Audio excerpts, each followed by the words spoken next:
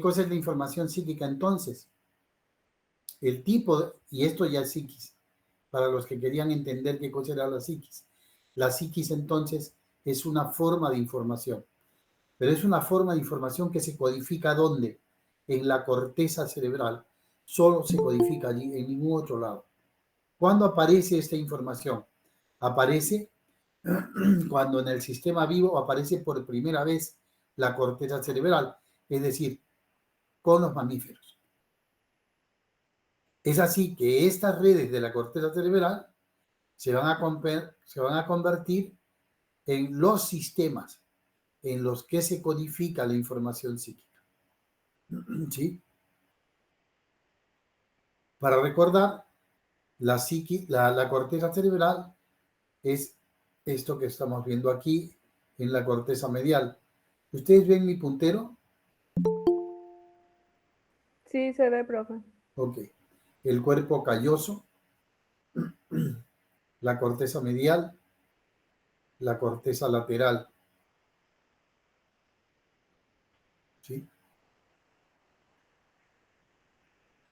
Esto que ven en marrón es la corteza cerebral. La corteza cerebral es ese manto de sustancia gris que cubre a todo el cerebro, que lo estoy señalando. Esta es la corteza cerebral. Y aquí es donde se codifica la información psíquica.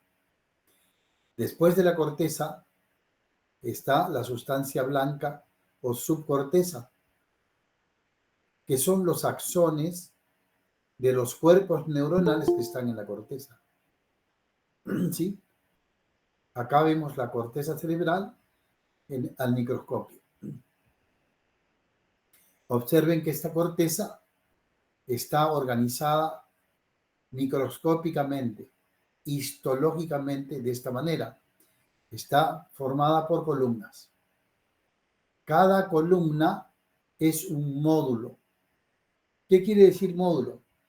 Viene de modalidad, un módulo. Cada columna procesa un tipo específico de información. No puede procesar otro tipo de información. Aquí, aquí se procesan diferentes tipos de información. ¿Sí?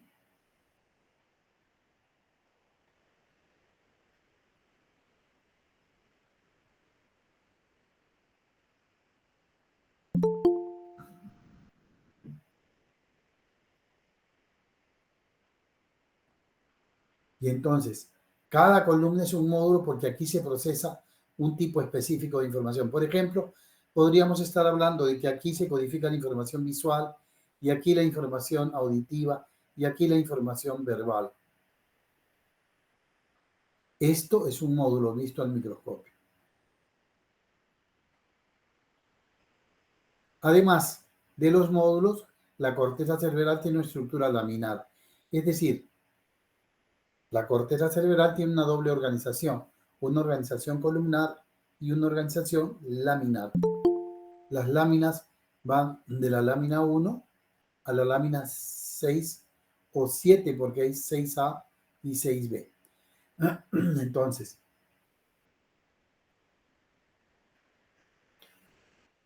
el módulo, esto que está punteado en rojo, llega solamente hasta la lámina 2. La lámina 1 no tiene módulo. Por esa razón, esta región que no tiene módulo se llama supramodal, por encima del módulo. Supramodal, por encima del módulo. ¿Y por qué es importante esta región? Porque al no haber columnas, al no haber módulos, la información fluye. Y eso permite el más alto nivel de integración de información. Aquí es el sitio, es el lugar de la actividad consciente. Este es el sitio de la conciencia.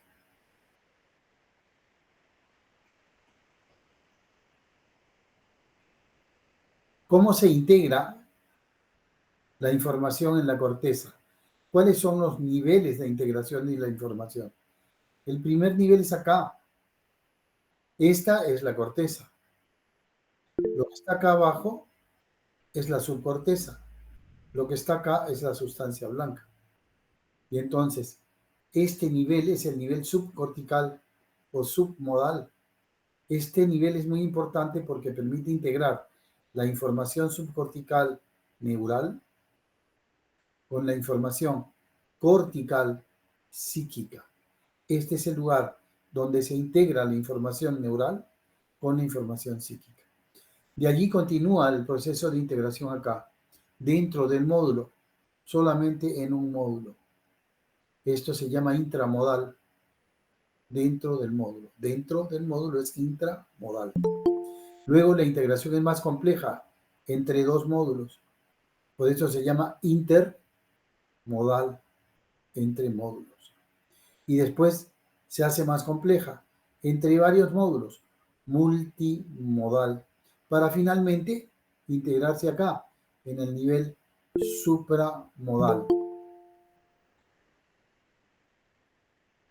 ¿Se entendió esto, verdad? Quizás lo más complicado es entender los nombres intramodal dentro del módulo, intermodal entre módulos, multimodal varios módulos y supramodal encima del módulo.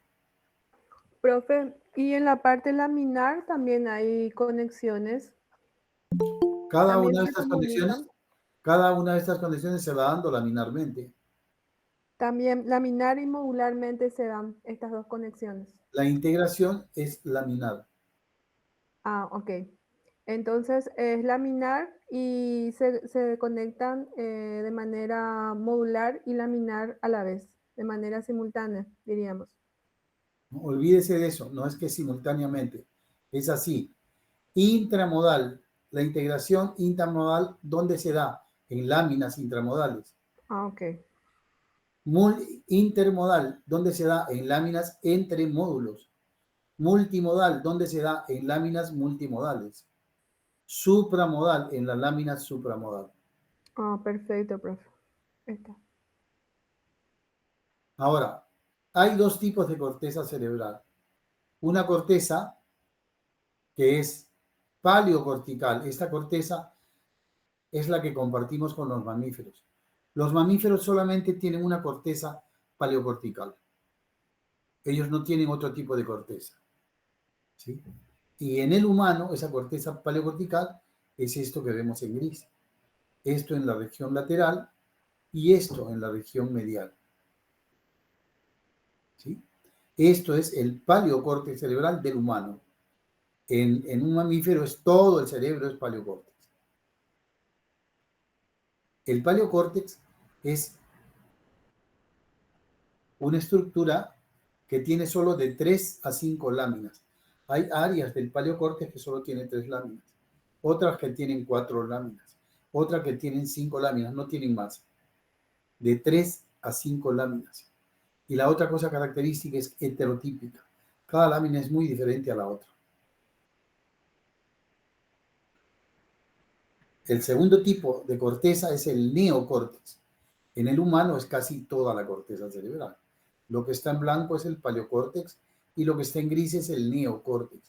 Esto no tiene el animal, esto no tiene el mamífero. El mamífero no tiene el neocórtex cerebral. Esta corteza neocortical es más compleja. Tiene de 6 a 7 láminas, o 6A y 6B. Esto es el neocórtex en gris, el neocórtex en blanco, el paleocórtex en gris. Esto es el paleocórtex, esto es el neocórtex. Como ustedes pueden darse cuenta, son diferentes. Esto es el paleocórtex y esto es el neocórtex. Ahora, el paleocórtex es bipartito. ¿Qué quiere decir esto? Tenemos un paleocórtex cognitivo, porque codifica información cognitiva, y un paleocórtex afectivo, porque codifica información afectiva. Es bipartito. El neocórtex es tripartito. En esta región La región frontal, supraorbital y temporal anterior codifica información afectiva. Esta región parieto-temporo-occipital posterior codifica información cognitiva. Y esta región prefrontal dorso-lateral codifica información conativa. Y acá están los tres componentes que estudia la psicología: lo afectivo, lo cognitivo y la conducta. Esto da los siguientes tipos de información psíquica: una información psíquica afectiva paleocortical y una información psíquica afectiva neocortical. Una información psíquica cognitiva paleocortical y una información psíquica cognitiva neocortical.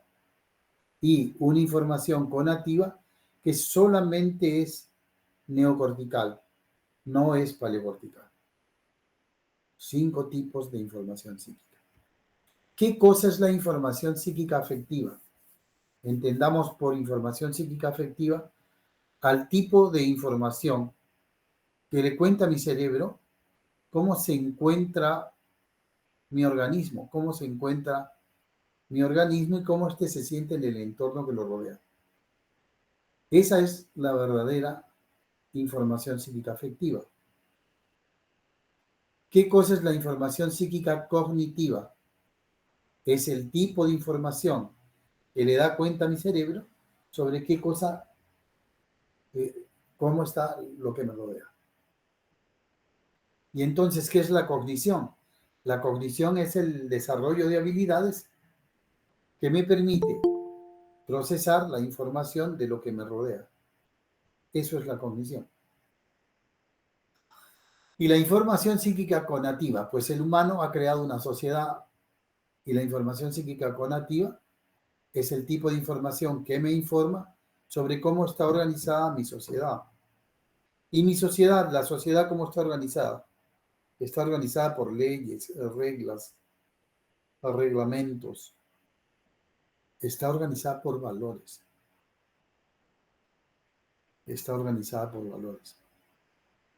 Estos valores son los que van a organizar mis intenciones y van a organizar mi respuesta personal. Las personas, por ejemplo, que no pueden respetar los valores de la sociedad, ¿qué se dice de ellas? Que tienen un problema de conducta. ¿Sí?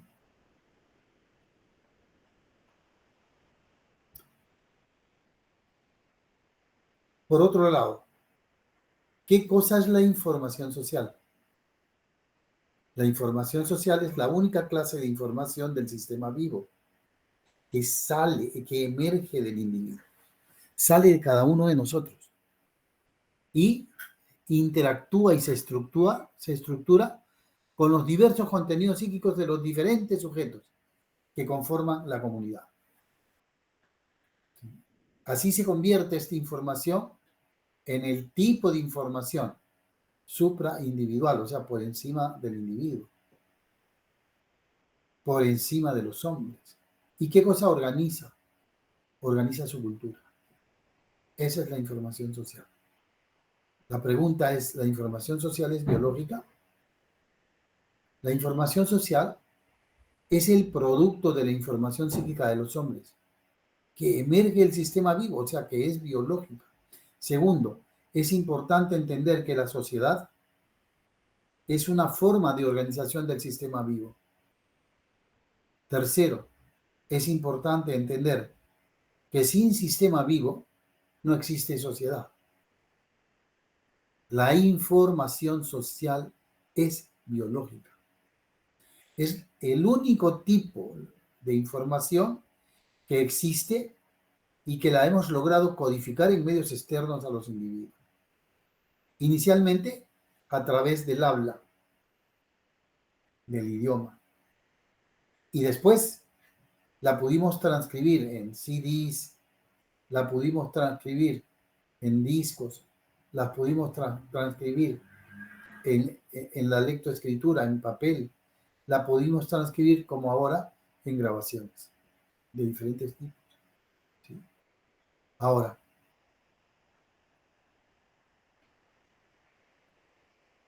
una vez que esta información está transcrita fuera de nosotros, el individuo tiene que adquirirla. El niño nace en esta sociedad y cuando nace tiene que aprender esta información social, tiene que adquirir esta información social, tiene que codificarla en su neocórtex cerebral. Pero ¿cómo la codifica? La codifica no como información social, sino la codifica como información psíquica de nuevo. Es decir, es un circuito, es un biofeedback. Este tipo de información moldea la estructura del cerebro. Para adquirir información, el cerebro genera nuevas sinapsis, genera nuevas redes neurales. Y así reorganiza la psiquis del individuo, reorganiza la información psíquica nuevamente.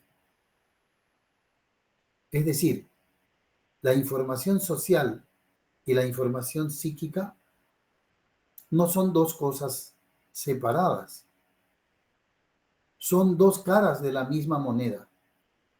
Entre ambas forman un solo sistema, el sistema psicosocial, pero es un solo sistema. No es la psíquica por un lado y la social por el otro, como la psicología convencional nos ha enseñado. No es así. La información psíquica, la información social, se forma de la psiquis de los hombres y luego esa misma información social se transcribe en las redes de nuestro neocórtex cerebral en la forma de información psíquica.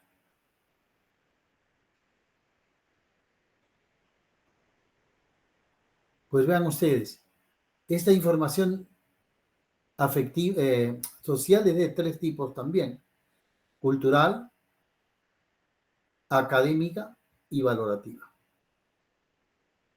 La información cultural se transcribe como información psíquica afectiva. La información académica como información psíquica cognitiva y la información valorativa como información psíquica conativa. ¿Dónde? En las redes de nuestro neocórtex cerebral. Fíjense cómo hemos llegado desde una molécula del ADN a la información genética, de la información genética a la información bioquímica, metabólica, de la información metabólica a la información neural, de la información neural a la información psíquica, cuya naturaleza es magnética, de la información psíquica a la información social.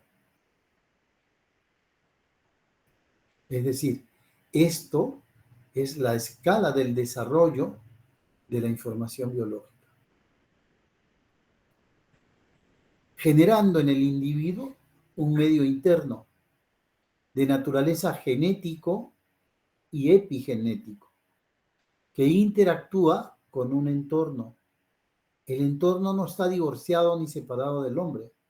El entorno no está separado del individuo. Entre el hombre y el individuo forman un sistema. El entorno modifica al individuo y el individuo modifica el entorno. Ambos interactúan. Esta interacción genera un proceso de adaptación del individuo al medio ambiente, gracias a un tipo de información sociocinética que permite la adaptación del sistema vivo. Es decir, hay una doble determinación de lo genético, epigenético hacia afuera y de lo sociocinético hacia adentro, generando un sistema genético-social. Nosotros no somos un sistema biopsicosocial. Bio y psico es redundancia. Lo psico es bio. No podemos decir bio y bio. ¿Sí? Lo social también es bio. Entonces no podemos seguir redundando en biopsicosocial.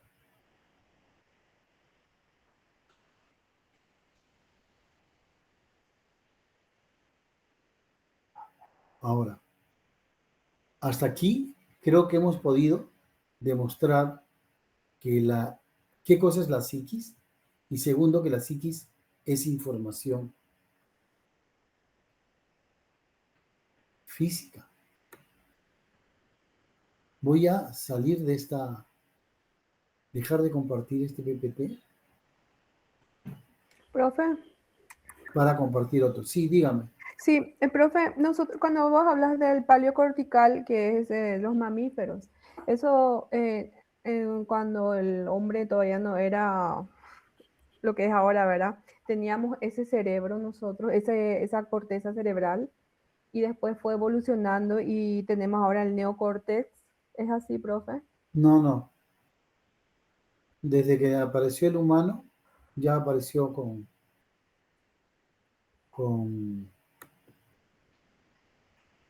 apareció con neocortes. Ah, ok. Entonces el paleocortex hace alusión, refiriéndote solamente a los mamíferos. No, nosotros también tenemos paleocortes.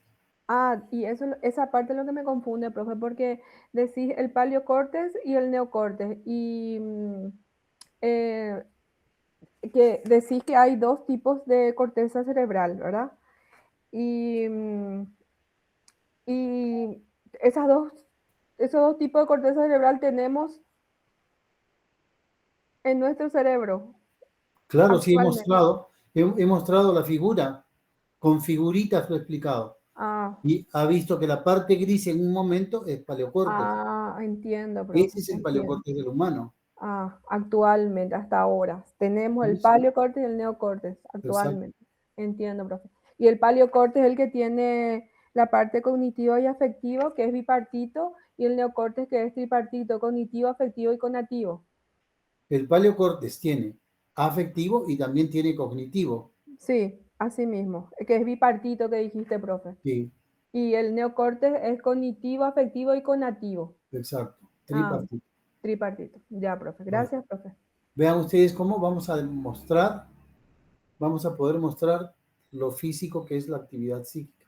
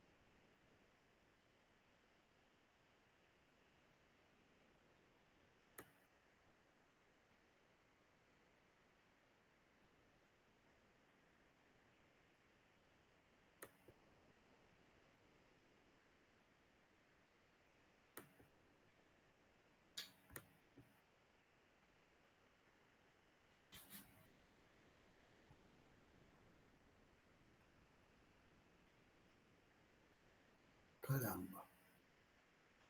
Se ve muy chiquito, ¿verdad?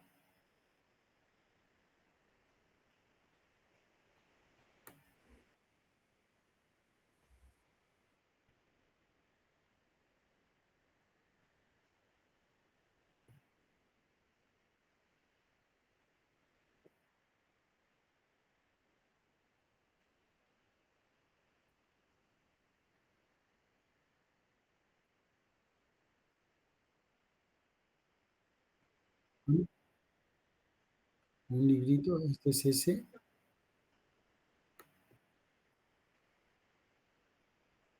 Ahí.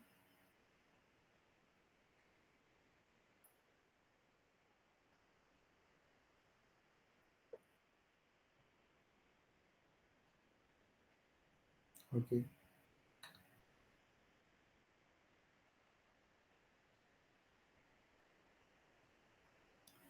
Me dice que está en la parte inferior al lado derecho.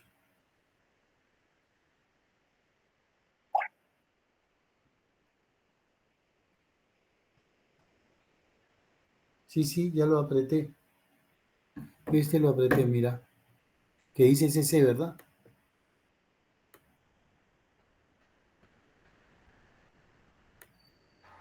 Profe, de repente nosotros podemos también achicar la pantalla. O sea, yo por ejemplo estoy haciendo eso. Yo le doy zoom a tu dispositivo y así puedo ver súper bien.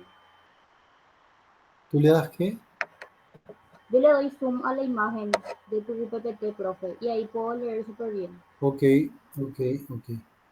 Te voy a avisar cuando le vas a dar zoom, porque ahorita si le das zoom no puedo entrar a la... Ok, ahora dale zoom. ¿Puedes? Sí, profe, yo pongo en 150 y Ok, súper bien se ve. perfecto. Entonces, ¿pero ves solamente vos o ven todos? No, cada uno tiene que poner zoom, profe, en su pantalla. Hola, profe. Sí, decime. Sí, es esta diapositiva que estás mostrando, ¿es verdad? Sí, Sí, se ve muy bien. Se ve muy bien la imagen. ok. Miren ustedes, con esto vamos a demostrar que la actividad psíquica es material. Después de esto no hay discusión, no va a poder haber discusión. Ahora se usan imágenes diagnósticas que pueden, en la que podemos ver la actividad psíquica. Y entonces, fíjense ustedes, el rol de las imágenes en psiquiatría, neuropsicología, psicología. ¿Para qué sirven? Sirven para apoyo diagnóstico. Las imágenes no hacen diagnóstico, así como no lo hacen los test, así como no lo hacen los análisis de sangre. Nada de eso hace diagnóstico. ¿Qué hacen estas imágenes? Dan información. Solamente dan información. Y nosotros como clínicos tenemos que hacer el análisis clínico de esa información para llegar al diagnóstico. Pero la imagen por sí misma no nos da diagnóstico, pero sí nos apoya para el diagnóstico. Segundo, permiten la comprensión neurológica de los trastornos. Tercero, sirve para hacer un seguimiento del tratamiento que estoy haciendo. Y finalmente, para llegar a un pronóstico. Observen, hay dos tipos de imágenes. Uno es la imagen estructural. La imagen estructural, su objetivo es mostrar la anatomía, la estructura del cerebro. ¿Qué cosa detecta? Atrofias, tumores, malformaciones, lesiones vasculares, alteraciones de la sustancia gris o de la sustancia blanca. Y el segundo tipo de imagen es la imagen funcional. ¿Cuál es el objetivo de la imagen funcional? Mostrar la actividad y el funcionamiento del cerebro en vivo y en directo. ¿Qué detecta? Patrones de activación, patrones de inhibición, metabolismo, flujo sanguíneo cerebral, conectividad neuronal, estructural y conectividad neuronal funcional. Eso es lo que hace la neuroimagen funcional, ¿sí? ¿Cuál es? Acá vemos la comparación entre una neuroimagen estructural, esto es una resonancia magnética, y acá podemos ver la anatomía, y esta es una imagen funcional, y acá tenemos que ver cómo la corteza cerebral se enciende, es decir, dependiendo del metabolismo de la corteza cerebral, esto se va a encender cuando una actividad psíquica se pone en acción. ¿Cuáles son las técnicas de imágenes estructurales? La resonancia magnética. Y la resonancia magnética tiene las siguientes ventanas. Tenemos la T1, la T2 y FLAIR. ¿Qué se ve con esta imagen de resonancia magnética? Atrofias corticales, anomalías de la sustancia gris o de la sustancia blanca. Y segundo, tenemos las imágenes por tensor de difusión. ¿Qué cosa es esto de imágenes por tensor de difusión? Pues fíjense, el cerebro está compuesto en el 80% por agua. ¿Sí? El resonador es un imán, es un gran imán. Y entonces, el agua de la corteza cerebral está en movimiento. Y lo que ocurre es que en ese movimiento el agua tiene H2O hidrogeniones, tiene átomos de hidrógeno. Esos átomos de hidrógeno son magnéticos y entonces son modificados por el imán del resonador y pueden, con el movimiento del agua, generar imágenes y poder ver qué cosa, tractos, conectomas. Podemos ver además volúmenes, podemos ver espectrogramas, ya los vamos a ver enseguida. Acá tenemos las imágenes comparativas. Esta es una resonancia magnética. Esta no usa ningún tipo de contraste. Así nomás es. Con T1. T1 ven ustedes el líquido que está dentro del líquido cefalorraquídeo, dentro de los ventrículos laterales. Acá vamos a ver líquido. Y este líquido se ve blanco en T1. Y en T2 el líquido se ve negro. Y en FLAIR se ve negro, pero rodeado por una sustancia blanca. Acá no se ve bien. Vamos a verlo en el siguiente. Acá tiene T1, ventrículos negros. T2, ventrículos blancos. Y FLAIR, vean ustedes cómo está rodeado por esta sustancia blanca. Y además tenemos esta imagen por tensor de difusión.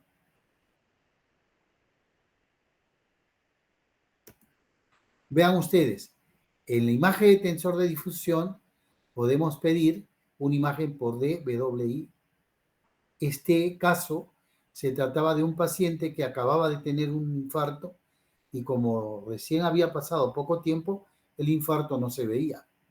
Y entonces se hizo una imagen por tensor de difusión e inmediatamente pudimos ver el infarto. O por SWI. Ustedes se dan cuenta que acá hay algo. Voy a agrandar la imagen para que lo veamos mejor. Aquí hay algo, pero no estábamos seguros de qué era. Y entonces pedimos una imagen por tensor de difusión, SWI, y apareció esto. Flor de tumor.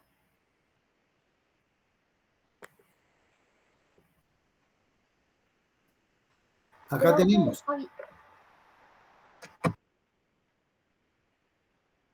Sí, dígame. Profe, ¿y cómo es que se da esa diferenciación en el color? ¿Perdón? ¿Cómo es que se da esa diferenciación en los colores, por ejemplo, que nos trae en las imágenes? Es por la concentración del agua, nada más. Expliqué hace un momento que la imagen por tensor de difusión era la imagen que se producía por el movimiento del agua. El cerebro tiene agua y el movimiento del agua, el agua tiene hidrógenos.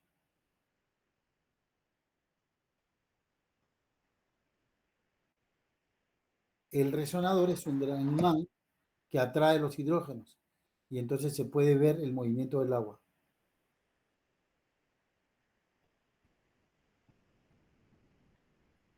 ¿Sí respondí a tu pregunta? Sí, profe, gracias.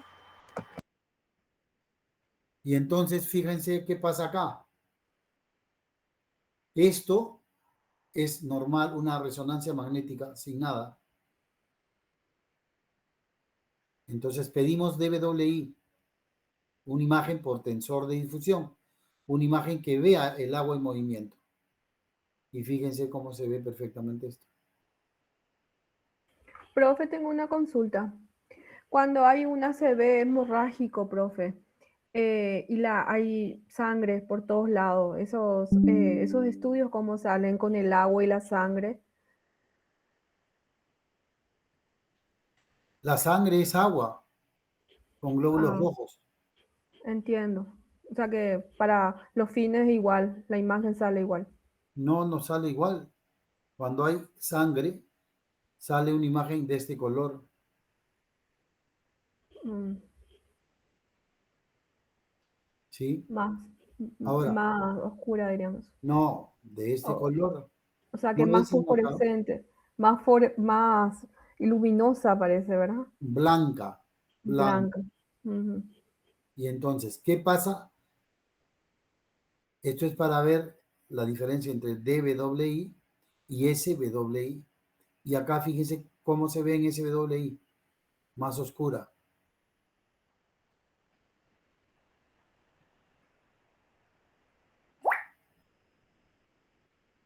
Fíjense ustedes, la volumetría. Este es un paciente que ya veíamos que tenía atrofia cerebral. Estoy marcándola acá.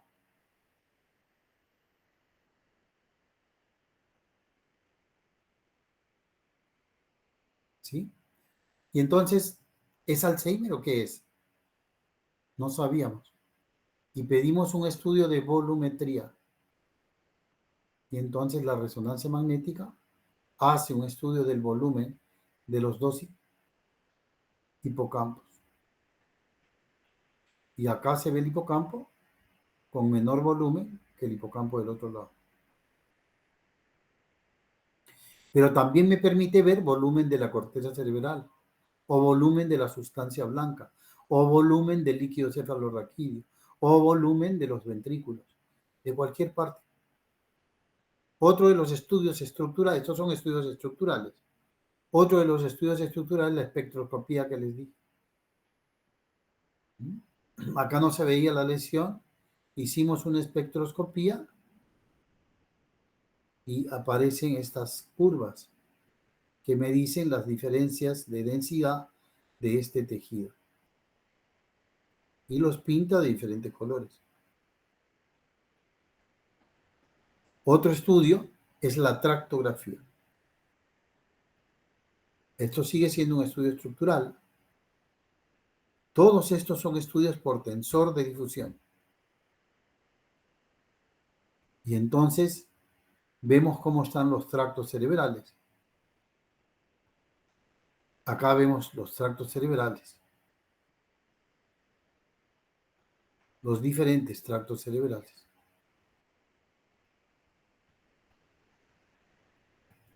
Acá vemos un estudio de resonancia magnética de alto campo. ¿Qué cosa es de alto campo? Normalmente las resonancias magnéticas son de 1.5 teslas. Para hacer una resonancia magnética funcional, necesitamos un resonador que tenga el doble, que tenga 3 teslas. Con 1.5 teslas, la resonancia magnética funcional no sale bien.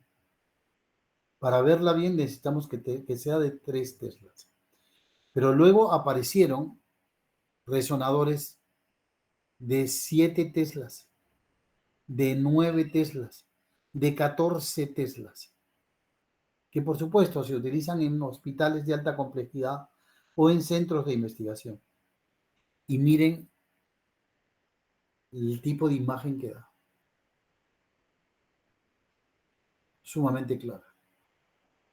Además de esto, bueno, hasta ahí son las imágenes estructurales. Ahora veamos las imágenes funcionales.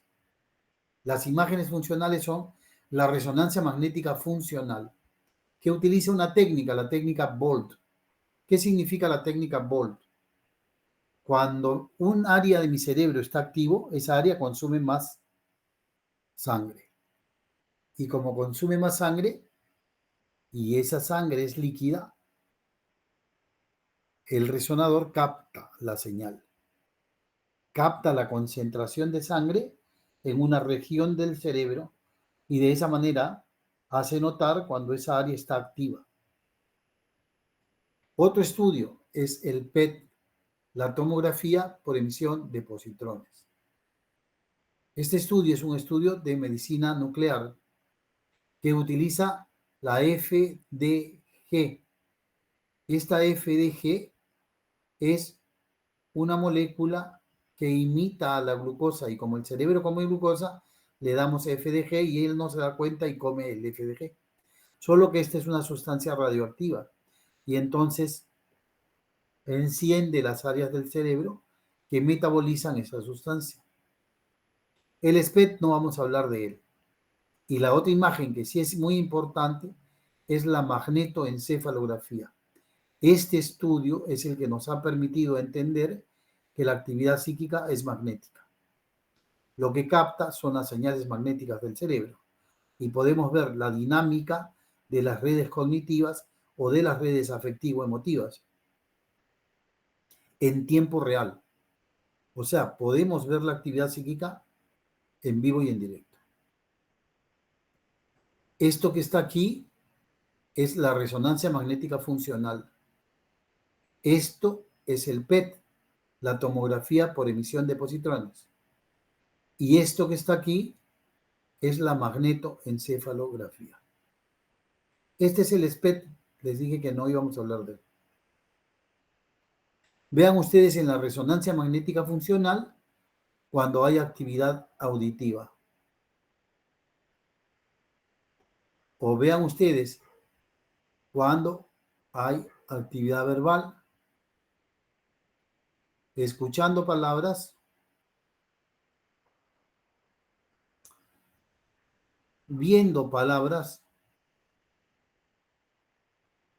pensando en palabras, el pensamiento se ve y luego reproduciendo palabras.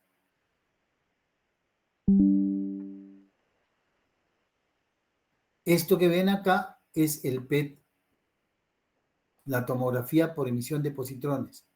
Esta muestra cómo la corteza cerebral se enciende cuando está activa. Esto es normal. ¿Qué estudia esto? El metabolismo cerebral, pero también estudia el flujo sanguíneo cerebral. Este es el equipo de magnetoencefalografía. Esto es el examen de magnetoencefalografía. El paciente está haciendo alguna actividad y esa actividad se enciende. Esa región del cerebro, perdón, se enciende. Acá, por ejemplo, a través de la magnetoencefalografía podemos hacer el estudio de los trastornos del lenguaje. Y vean ustedes, observen que no se enciende. Las áreas del lenguaje están apagadas. Las áreas del lenguaje están apagadas.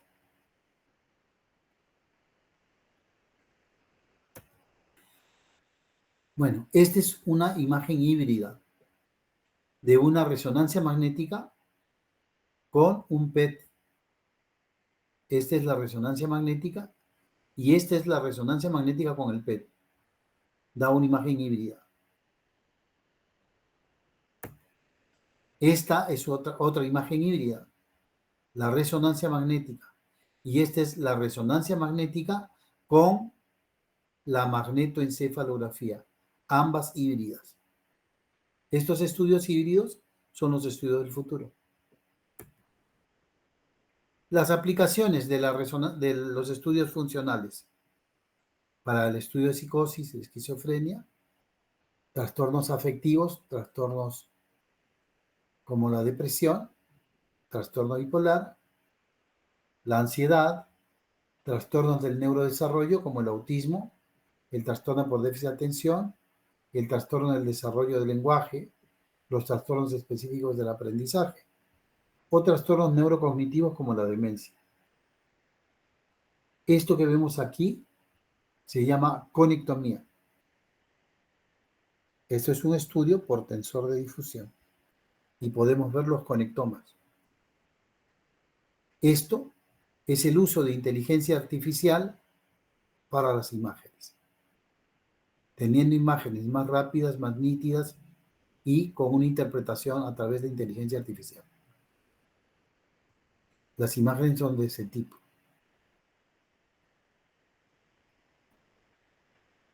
En la esquizofrenia, ¿qué vemos? Atrofia cerebral, reducción del hipocampo y de la amígdala en la imagen estructural. Y en la imagen funcional, hipofrontalidad, alteraciones en la conectividad frontotemporal. Acá vemos la atrofia cerebral de la resonancia magnética. Esto es lo normal, esto es la esquizofrenia. En la resonancia magnética funcional, vean cómo se activan áreas del cerebro en el estado de reposo que no deberían activarse. Esto perfectamente, esto es lo normal, esto es un cerebro esquizofrénico. Y esto permite entender el porqué de las alucinaciones. Las alucinaciones son el producto de la activación de áreas del cerebro que no deberían activarse. Vean en el PET, esto es lo normal, esto es la esquizofrenia. ¿Qué vemos? Una hipofrontalidad, o sea, el lóbulo frontal está inactivo. Las regiones temporales están inactivas. El lóbulo frontal está inactivo. En la depresión hay un hipometabolismo prefrontal dorsolateral y en la resonancia magnética funcional hay una hiperactividad de la amígdala.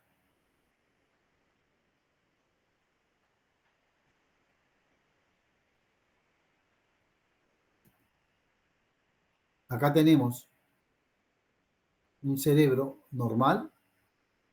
Este es un estudio de tomografía por emisión de positrones, un cerebro normal y un cerebro depresivo. Miren, está apagado. No es que en la depresión no pasa nada. No es que la depresión es, entre comillas, psicológica. Pues fíjense qué pasa en el cerebro sano y esto es el cerebro con depresión. En la bipolaridad, miren ustedes cómo ya se ve atrofia cerebral a nivel temporal. Atrofia cerebral, más del lado izquierdo. Observen qué pasa en la resonancia magnética funcional. Esto está hiperreactivo. Así de balde. Esto está hiperreactivo. De balde. Esto es un PET scan, una tomografía por emisión de positrones. Esto es normal y miren el bipolar hiperreactivo. Claro, cuando está en fase bipolar, en fase maníaca, ¿verdad? Miren acá, esto en fase maníaca y esto en fase depresiva, apagada. Menos apagada que en la depresión, pero igual está apagada. En los trastornos del neurodesarrollo, en el autismo, los que creen que no tienen nada. Esto es lo normal. Él está apagado. En el Asperger no es igual que el autismo. Esto es normal y esto es el Asperger. Hay una hiperconectividad. El Asperger es diferente al autismo. En el autismo encontramos una hipofrontalidad. Está apagado el lóbulo frontal. Está apagado el lóbulo frontal. Está apagado el lóbulo frontal. Está apagado el lóbulo frontal. Está apagado el lóbulo frontal. Esto es para el estudio del lenguaje. Acá está viendo palabras. Aquí está escuchando palabras. Aquí está pensando en palabras. Observen de nuevo, el pensamiento es material. Y acá está hablando palabras. Pues, ¿qué pasa en el paciente con trastorno del lenguaje? Está apagada las regiones del lenguaje. Esto es lo normal. Miren lo que pasa en los trastornos del lenguaje. El lado izquierdo está comprometido. En la dislexia, Esto es antes del tratamiento, está apagado. Esto es después del tratamiento, se encendió. En el trastorno por déficit de atención hay reducción del volumen en los ganglios basales y en la corteza prefrontal. La resonancia magnética funcional, hay una menor activación en las tareas de inhibición. Esto es lo normal de control y esto es lo que pasa en el trastorno por déficit de atención. Esto es lo que pasa en el trastorno por déficit de atención. Esto es lo que pasa en el trastorno por déficit de atención. Miren, esta es una tomografía por emisión de positrones, un PET. Está apagado el lóbulo frontal. En el trastorno obsesivo compulsivo, que se dice que son problemas del pensamiento, pues hay alteración de los núcleos caudados y la corteza orbitofrontal. Y hay una hiperactivación orbitofrontal y de la región singular anterior en las tareas de control inhibitorio. Pues fíjense, esto es lo que pasa en el TOC. No es que no pasa nada. Esto es un PET en el TOC. Esto es lo normal y esto es en el TOC. Está hiperreactivo. Esto es lo normal y esto es lo que pasa en el TOC. La región frontal dorsolateral está hiperreactiva. En la ansiedad hay una hiperactividad de la amígdala frente a estímulos ansiógenos. Y en el PET, aumento del flujo sanguíneo en la corteza límbica. Esto es lo que pasa en el trastorno de ansiedad. Esto es lo que pasa en el trastorno de ansiedad social. Trastorno de ansiedad social versus control.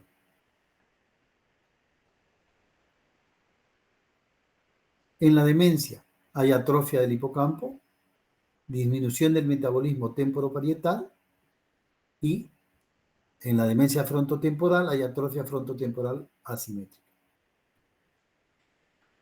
Esto es en el Alzheimer. Fíjense, hay atrofia. Miren la gran atrofia que hay. La gran atrofia que hay. Y hay una hipofrontalidad, está apagado. Está apagado el lóbulo frontal. Pero no solo el lóbulo frontal, el lóbulo temporal también. Esto es lo normal. Esto es un cerebro demente. Esto es un Alzheimer. ¿Qué se hace? Se mide la proteína mieloide. Esto es lo normal, no tiene que haber proteína mieloide. Esto es positivo a la proteína mieloide. Se enciende a la proteína mieloide. Esto es Alzheimer. La segunda proteína, la proteína tau. Esto es lo normal, no tiene que haber proteína tau. Esto es Alzheimer. Aparece impregnación de la proteína tau. Hay tecnologías emergentes. La magnetoencefalografía unida con la resonancia magnética. 2 estudios en uno. Eso es el estudio del futuro. Y la segunda es el PET con resonancia magnética.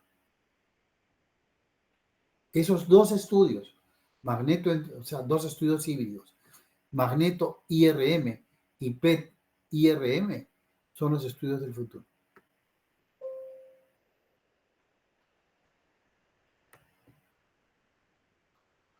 Ahora pueden seguir diciendo de que la psiquis no es material. Más evidencia que esta.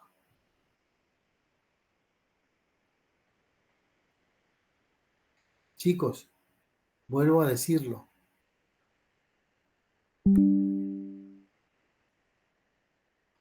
No existen las enfermedades psicológicas.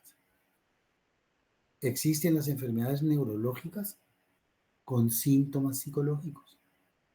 Eso no significa que se les está quitando el trabajo al psicólogo. No, al contrario, el trabajo del psicólogo está aumentando. En la mañana, el día de ayer, en el curso que tengo en la tarde, del mismo nivel de ustedes, uno de los alumnos me dijo, ¿y entonces cuál es la línea entre neurología y psicología? Una pregunta muy interesante. No existe línea. La línea está en nuestra imaginación. La línea es la idea que tenemos sobre lo que es la psiquis. Es un idealismo. La realidad es que son dos caras de la misma moneda. La realidad es que son una sola cosa. La realidad es que son un sistema. Sin cerebro no hay actividad psíquica. Así nomás es. La actividad psíquica depende del cerebro, de la corteza cerebral, y ya está. No hay término medio. Y luego me preguntó, y entonces, ¿cómo podemos limitar el trabajo del psicólogo y el trabajo del neurólogo? Y bueno, cada uno tiene profesiones diferentes, pero también cada uno de nosotros tiene un rol distinto en la misma enfermedad. Eso lo voy a decir mejor todavía. Cada uno de nosotros atiende personas y cada uno de nosotros tiene un rol diferente en esa persona que está sufriendo de una enfermedad cerebral. Es decir, cuando ustedes tienen a una persona con síntomas psicológicos, esa persona está teniendo problemas cerebrales. No es que está teniendo problemas del alma. Así nomás es. Les dije, todo lo que yo voy a decir no es lo que yo creo, pienso, imagino y digo. Lo voy a decir con evidencias. Lo voy a decir con ciencia. Y creo que hoy he mostrado con creces que la actividad psíquica es material, es energía magnética, flujo de fotones, producto de las redes cerebrales de mi corteza cerebral. Muy bien, chicos. Ahora sí estoy contento. ¿Alguna pregunta? Profe, ¿cómo estamos nosotros en cuanto a avances? ¿Qué tipo de estudios se puede hacer acá en Paraguay de todo lo Se que puede vos... hacer casi todos estos estudios. Se puede hacer casi todos estos estudios. Lo único que no tenemos es la magnetoencefalografía todavía. Ah, entonces no estamos tan atrasados. No, no, no. Qué buena Estamos onda. bastante bien. El Hospital La Costa, el Sanatorio de La Costa ha traído modernidad a la salud. Qué Y ha bueno. traído, pues, resonadores de alto campo. Ujú. El resonador de La Costa tiene 3.5 teslas. Hace Wow. resonancia magnética funcional. Hace estudios por tensor de difusión. Ahora, no basta con tener la máquina, porque yo puedo tener la máquina. Por ejemplo, el aparato de IRIVAS es un aparato de 3 teslas. Maravilloso. Hace resonancias perfectas. Pero no tiene el software para hacer resonancia magnética funcional. Y entonces solamente hace resonancia magnética estructural Estructural. Ajá. todavía. ¿Y por qué? Porque el software cuesta entre 500.000 y $1.000.000. Entonces, es plata, pues. Dios santo, qué caro está todo eso. Sí. Profe, y en cuanto a tu análisis, estoy totalmente de acuerdo. Yo creo que el psicólogo, el neurólogo y todo lo multidisciplinario, todos trabajan en pos de la salud mental del individuo. Entonces, es un trabajo multidisciplinario. Totalmente de acuerdo, profe. Así es. Y gracias por la clase de hoy, estuvo magnífica. Me alegro. ¿Alguna pregunta? No hay preguntas. Y entonces me voy a dormir temprano. Licha, te agradezco como siempre. Muchísimas gracias. Gracias, profe. Chao. Chao, chao. Gracias, profe. Chao, Chao, chao. nos vemos. Chao, profes. Chao, chao. Chao, profe. Buenas noches. Chao, profe. Excelente clase.